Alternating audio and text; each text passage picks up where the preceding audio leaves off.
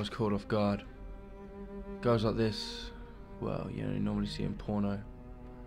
And don't get me wrong, they're hot in porn, but it's kind of a double-edged sword. I mean, would you really? I don't think I'd feel comfortable upon insertion. But this girl, this woman, I'd feel very comfortable upon insertion. Her name is Susanna Sapphire. My name is Susanna Sapphire. Her husband was murdered. My husband's been murdered. She had big brown eyes. I've got big brown eyes. Am I still narrating this? No. I like to copy what people say. Her voice, smooth, velvet. I wanted to find a velvet bed. I wanted to defecate in a velvet sheet. I wanted to bundle it up, not like an ostrich egg, and beat her mercilessly with... I can hear what you're saying. No, you can't. My husband, he's dead. Are you going to help me or not? Wish I could, Miss Sapphire. Wish I could. You're a detective. She was a smart girl. Maybe too smart for a world as corrupt as ours. Have to keep my eye on her. Breasts. Was your husband an earwig? No. You sure now? Yes. At least we know it's not the earwig strangler. He was a bank robber. A man with nothing to lose. Except the woman he loved. Poetry. Tell me, Miss Sapphire, did you love him? Her averted gaze, shown the passion died out long ago, meant that I was in with a shot. It's time to turn on the Bradford charm. Make the Bradford move. Mrs. Sapphire. Can I call you Mrs. Sapphire? Yeah, one simple question.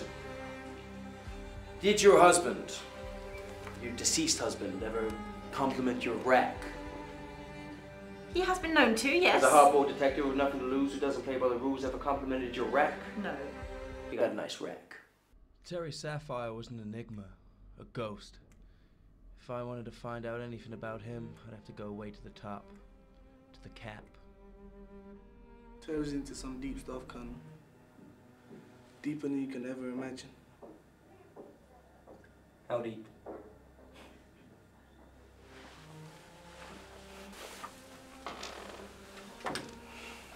Deeper than the deepest depths of the briny deep.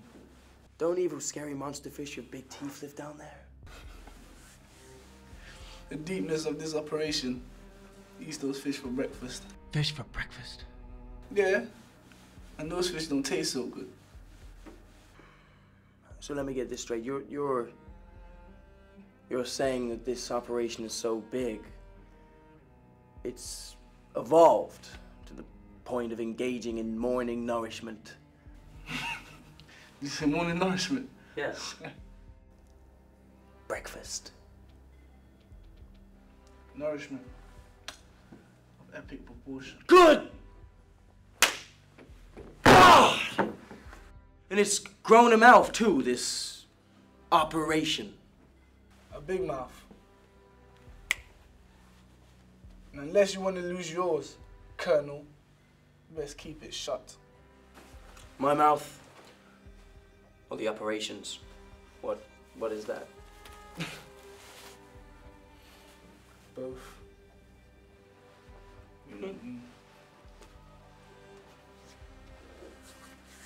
I was back to square one. On the chessboard of life, I was a mere king. Kings are fine, kings are dandy, what with the decapitation, multiple wives, owning the board, but only being able to walk one step vertical, horizontal, diagonal. No thanks. I was in stalemate, situation in which a player is not in chess. Would you please shut up about chess? I looked into her big brown eyes, both confused and amazed. You really love her, don't you? Oh yeah, the other night I had a dream of her dying. I had a dream of where you died, and I woke up in the morning and my pillow was wet. Magnificent. Died.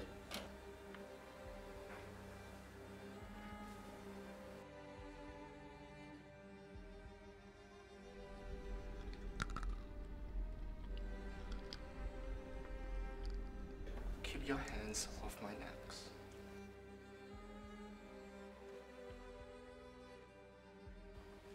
Roulette, yeah? All on 71. Roulette only goes up to 36. All on 36. We're playing blackjack. Hit me.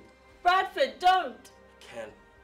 Roulette is Poker. Poker, then, is a man's game. Poker. Poker is a man's game. And I'm a man who doesn't play by the rules. Then I'm sorry, sir, but I can't let you play.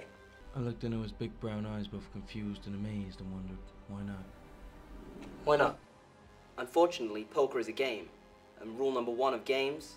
Only men with nothing to lose can play. Obey the rules. Obey the rules! But I can't.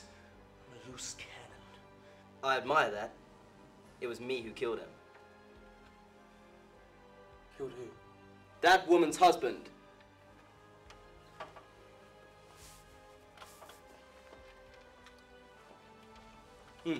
Case closed.